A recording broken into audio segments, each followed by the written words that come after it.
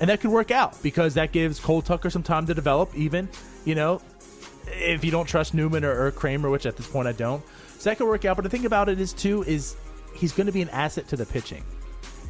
That's what good defense does, right? It makes your pitchers look better. And that's something the Pirates have certainly missed the past few years with Jordy Mercer there. And now, they had Pedro Alvarez at third, and now Colin Moran at third. First base is Josh Bell. I mean, this infield has not looked good defensively. So maybe getting a Jose Iglesias is going to be something that's going to be good, right? It's going to be a good investment that they don't have to spend a whole lot of money to. And they go out, like you're saying, and get these relievers. Now, like I said, two things can be right. They could go ahead and shore up this bullpen, but that doesn't mean they have to go and spend on it either. No one's saying go get Kimbrel for $100 million. Well, I think that's not... I actually did. Well, I'm not. I actually did say that. I'm not. Well, not now. He hasn't looked very good in the playoffs. I don't want to go get Kimbrel. I don't want to spend a ton of money on guys, but looking at this class of relievers, it actually looks there's some quality there.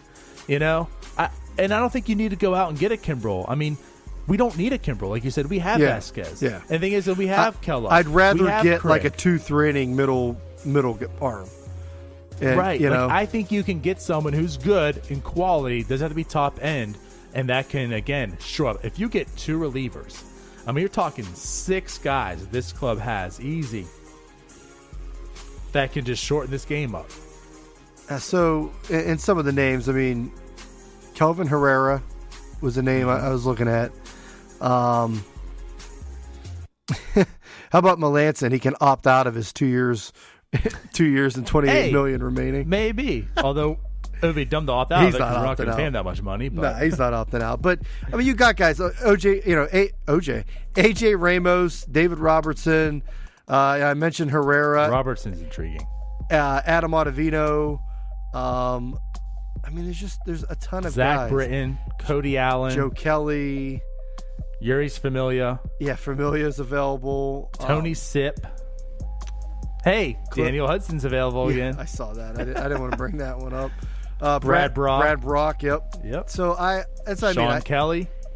I don't Justin think Wilson. You would have to spend a ton of money on these guys. Like, these guys aren't going for. I mean, Kimbrel obviously is going to get paid, and maybe Adam Ottavino will, but Ramos, Herrera, like these Adam Warren. I mean, Adam Warren was pretty good with the Yankees.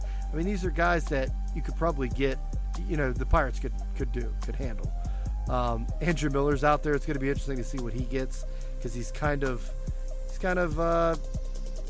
hurt.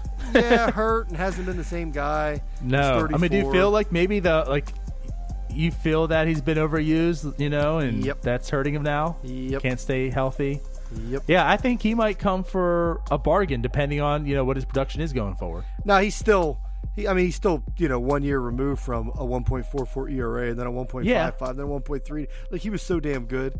But so maybe you get him, maybe you rehab him back to health, and because he wasn't right this year, he was just never really. He was always on and off injury and everything. So Boone Logan, he's still out there. DiNardo, I can't believe we didn't sign him last year. Jesse Chavez is out there, Ryan. Jeez. And you know what? If we're going former Buccos, Oliver Perez, Ryan. Oliver Perez is out there. You want to talk about someone who had a magnificent season. And Zach Duke. That's right, and Zach Duke. Let's sign them all. Let's get them 3. We're going to sign Chavez, Perez, and Duke. Could you imagine Oliver Perez and Duke rolling back in here? Yeah. Hey, and that's 2 lefties. Yeah, Perez. So there you go. Perez, we're good. 32 innings with the Indians, a 1.39 ERA, struck out 12 per 9, and only walked 1.9 per 9. I mean, he was magnificent. He was really good. Now he's going to be 37, but they still got it, man. Those lefties, man, they continue churning out innings. Right. Now, that's like the thing, though. We're talking about relievers. I mean, this is the team that we have is starving for a lefty, and I mentioned how this year is pretty deep as far relievers go, but there's not really that many lefties out there. I think we named 2 out of the 4. Andrew Miller's the other one. And who else is a lefty? I can't remember. Miller. There's not that many. Yeah, Miller. Oliver Perez. Zach Britton's out there. Just put it that way. There's not that many lefties out there. Jake Diekman is an interesting name. See, I don't know. There was a lot of love for him this trade deadline. Oh, he's got issues. I mean, he walks totally a ton. buying it. Yeah. But here's the thing, DiNardo. I mean, what does this sound like? High strikeout guy has control problems. Yeah. I mean, that's a pirate. That's like a Pirate's MO right there. Like, what if Sirius could work with him? You're true. He might come cheaper. Yeah, he was terrible with the Diamondbacks. So maybe that happened. But I think I don't know. That's one thing too. Like I think about, if this is a team that isn't great defensively, then you want guys that strike out a lot because you're not relying on them pitching to contact. Right. So I mean that's possible. I mean I'd rather have a guy walk than hit because that could probably turn into a single, which ends up being a double by an error. Right. So, yeah, I don't know. So here's something, right? I mentioned this in a tweet today, so maybe to talk a little more upon it, right? Because I think this is the direction we're going with tonight's podcast. We see that the middle infield is not really there. So maybe it's just not wise to invest, even though we know that's the biggest hole, right, for this team. Maybe it's wise that this team doesn't really go out there and try to find a middle infielder, try to beef that up. Maybe it's best to just build upon the strength, right? Go and getting pitching like you're saying. And, that's what reminded me a lot of that 2013 Pirates, Ryan. I put that tweet out there. I don't think people, maybe you don't remember, it's been so long, but the 2013 Pirates won 94 games. Ryan, you know who was in that lineup? Gabby Sanchez. Clint Barmes and Travis Snyder. And this is how bad. This is how bad. Clint Barmes had a 58 OPS plus, and Travis Snyder had a 74. I mean, if you're really complaining about Josh Bell and Colin Moran or whatever, right? Even if you're complaining about Mercer and Jay Hay, they eclipsed those numbers offensively. Right. I mean, that was just pathetic by them two. Barmes batted 211, got on base at 249 clip. Snyder was 215, 281. So the offense really wasn't there. It wasn't like this team had just this stellar offense. No, you had power with Pedro and McCutchen, but yeah, a little in Walker, he had his power. But yeah, it wasn't. There were some bad pieces, that's for sure. Sure. But when you look at the pitching, Ryan, from top to bottom, oh my God! What's funny is going back.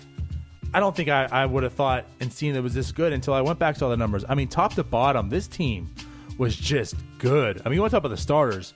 Burnett, 3.30 ERA. Locke, 3.52. I know this is all-star year.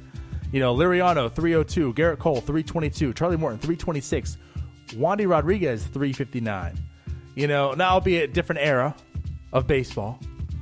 But that was a solid right. Rotation. And then, I mean, Ryan, this is the Shark Tank. This is where it all began. This bullpen, and even it was at 2015, the bullpen was so good. Oh, yeah. I mean, this is back with Grilly. Grilly was the man, and then Melanson took over. What if the Pirates need to just focus on this? I mean, they won 94 games with this model. Having an okay enough offense, which I think if they got Jose Iglesias and then, whoever's at second or whatever, I think this offense is still, okay enough. It's still what it was last year. If not, probably better. Because maybe some people take an extra step and, you don't have Sean Rodriguez there for that many at-bats. So, maybe this team actually is a little bit better offensively. But, the offense this year was okay enough if they improve on that bullpen. And maybe a starter pitcher, I don't know. But, maybe that's what they need to work on. Build from that strength. Yeah, absolutely. And then that's the thing. That's why I don't think it's going to be – I mean, we could go through the starting pitching numbers as well. Free agents. But I really don't think it's going to be the rotation. So add some guys to the bullpen.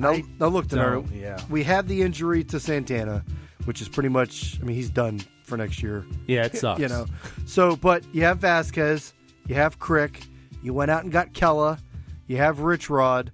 I mean, those are four – I mean, you look at the numbers, they were all sub-3 ERAs. Those were four solid guys that you had in this bullpen. Behind that, you lost Chad Kuhl's another guy that's out. You lost Santana. Kuhl could have been that guy that goes in between the starting rotation and the bullpen and kind of been that long-arm guy. You lose that now. Nevarakis is terrible. He just, he went to the minors, came back up, just wasn't any good. Right. Feliz wasn't really that guy. Maybe they'll work with him in spring training and he can have another shot at it.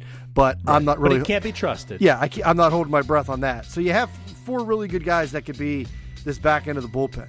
But that's what I'm saying. Like, keep adding to it. What if you add a Herrera, or what if you add, a Joe Kelly or Ottavino? Like, add to it and make it a really good bullpen, like a great bullpen. And with the loss to Santana and stuff, I think it makes absolute sense. And I really don't think you're really messing with the rotation at this point. So it's like, where else do you really add? And maybe, like I said, a guy like Adam Warren, who can be a long man. He can go a couple innings, pitch pretty good for the Yankees. Maybe you bring him in. And he doesn't even have to be like the high leverage guy. He could just be a bridge guy from, starting rotation to some of these back 4. So right. I think that makes sense. Right, and but you're hitting it. Like, that's the thing. Like, we don't need a late innings guy. Like, we don't. Right. Our 6, 7, 8, or 7, 8, 9 is locked down. Right. It's there, even as a 6th inning. Like, but if you can shorten the game, like if you have an Adam Warren coming in, Nova's reaching that 3rd time to the lineup. And you know what Nova's going to be? He's going to be a 4 to 5 ERA guy at this moment, and you're bringing in Adam Warren, who's going to be a high 2 ERA type of guy. Like think about that. That's how you win games. So if you can have some quality relievers in the middle, right, to just bridge that gap, yeah, you shorten that game. If our starting pitching get through 5 innings, it's game over. That was the mentality back in them days where the Pirates were good because of that bullpen was so good. If our starters can get through 5 innings, it's it. Yeah. Game over. Heck yeah. Our offense is just good enough to get some runs on there that our bullpen's going to close it out, call it a day. And, if we can get back there, I think our offense is good enough to win some games, but it's not going to carry us, especially that middle infield. So do it this way. The rotation seems to be forming. If Archer does take that next step, which I think he has a good shot at doing, Tyone keeps it up. I'm not expecting, obviously, Williams to be a 3.11 ERA, but, if he can be a number 4 or 5 and Musgrove is that number 3 and such, we know Nova can be good. 1, 2 times to the lineup, he's good. He really is. I know you don't believe me. He is good, right? So it's like if you had that Warren to come in the 5th inning for Nova's going to have good numbers at the end of the year. Might only be 160 innings, but it'll be like a 3.4, 3.5 ERA. This team could get good, and I think that's how it's going to be.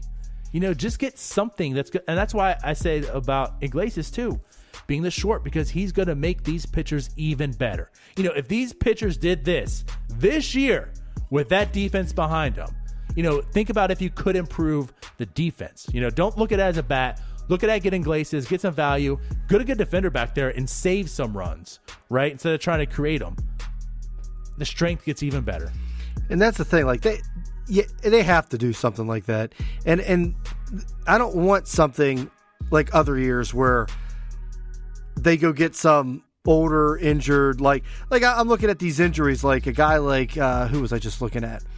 Like Tony Barnett or Randall Delgado. Like Randall Delgado was a good long man for a couple years, but he was a good prospect, right? But That's what he was. He was. But he was a good long man in the pen for a couple years there. But he was injured. I don't want them to go get somebody like that. That's like, well, he was good 2-3 years ago. He had really good numbers. If they could just work with him and fix him, they'll be good. I think they're beyond that point at this point. Now they'll have their projects, I'm sure.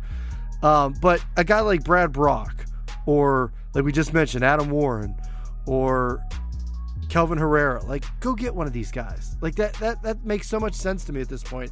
You have the financial flexibility to do it. You have the payroll to do it at this point. Go get one of those guys. Don't go get an AJ Ramos that, might be good, but you might also have to work with him, and he's kind of a project because he was injured and he had a couple, he had a bad year. So right. Stay away from the expensive projects, like you're saying, those guys. Those guys are probably going to get paid, but they're still a work in progress. I would rather just, for a better example, go get a Daniel Hudson that's probably going to go on a very minimal, contract, and maybe he can turn into something. Yeah, and if it works out, but if he doesn't, you can just let him go and not have to worry about anything. Right. Yeah. So that and Cody Allen, Cody Allen's going to get paid. You know, like, but he's coming off a horrible season. But he's a closer. Like, he's a back of the end guy. Like, the Pirates don't really need that. They need, like, the in between. But you can add, and I'm not saying, like David Robertson, like, he's going to get